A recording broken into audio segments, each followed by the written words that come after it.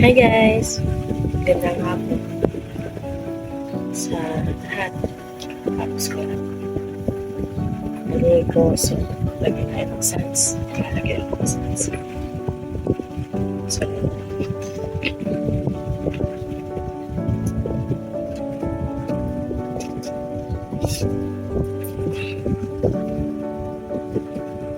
kamusta kayo guys? Chinese New Year pa lang ngayon. So, na tayong pasok sa school.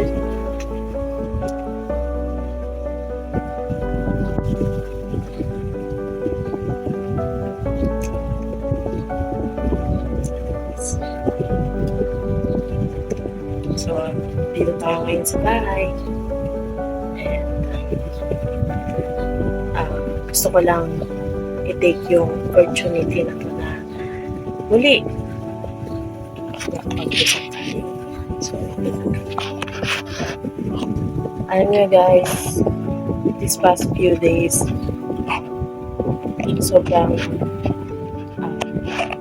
novel na isip ko. Sobrang gulo. Kasi, hindi naman gulo in terms na yung sa mga schedule lang. Kasi this past few days medyo naging busy. Alam niyo naman na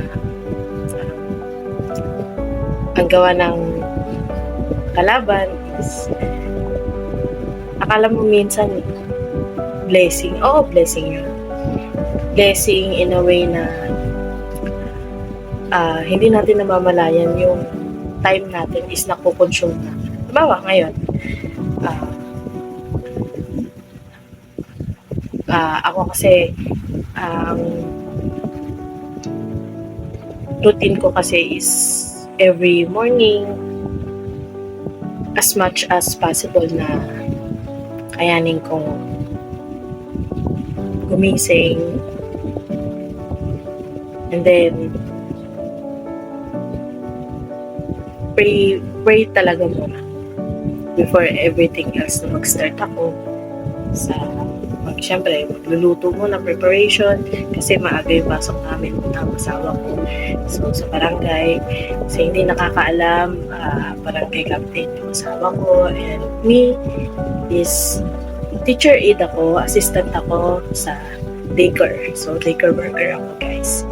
So yung schedule namin everyday 24/7 yun. Kailangan available ka na.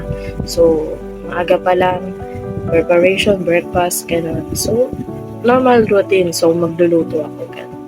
So, before I start everything, I always make sure na nakakapagbasa muna ako ng Biblia. Ito guys. Yeah. Salita ng Diyos. Alam niyo guys, medyo luma na kasi itong Bible ko, but the impact in every words na nandito sa buhay ko ay sobra meaningful. Kasi kahit ganito to, this is so powerful. Lahat ng libro, mahilig ako magbasa ng libro, but ako, this one, mawala na ang lahat. Wag lang yung relasyon ko sa Panginoon. Alam nyo guys, napaka powerful yung guidance na meron tayo kung uumpisahan natin yung maghapon natin na nakausap natin ng Panginoon.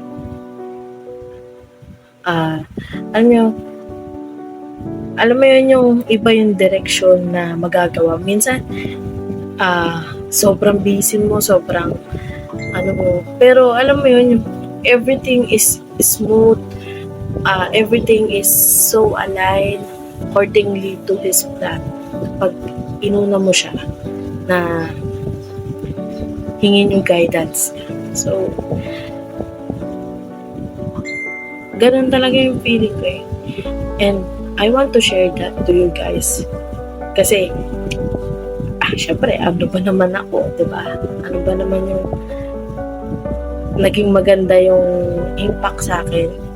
That's why I want to share it to all of you guys na nandito, nakikinig sa akin. So,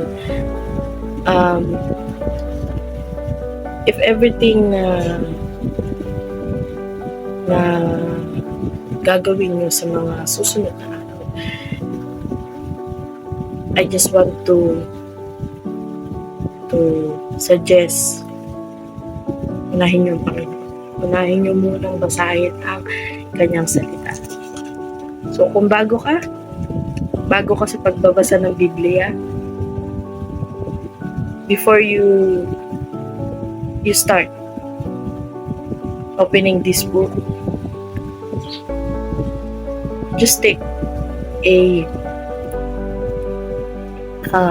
panalangin na bigyan ko kayo ng sample guys.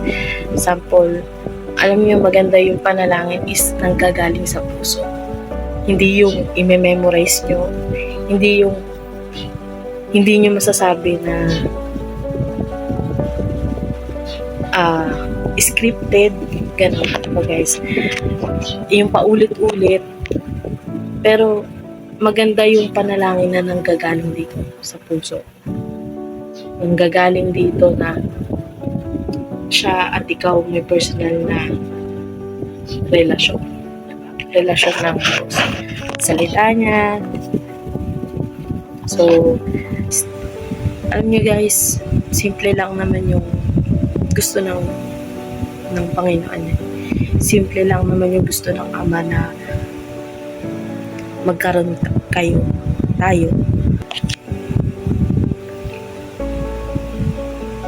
Marami sobrang mahaba ng oras natin sa maghapon. Ano ba naman yung 5 minutes, 10 minutes na ilaan mo sa pagbabasa or sa panalangin. Diba? Napaka-iksi nun guys. Ilaan mo lang sa Panginoon and everything will go according to His plan. So try to ask His guidance and protection for the whole day. And guys, tingnan nyo yung kaibahan sa maghapon na walang panalangin versus dun sa maghapon na siniwala mo ng panalangin. Try it first guys. Iba. Gusto kong itry nyo guys at masubukan na kung ano yung kaibahan at kayo sana yung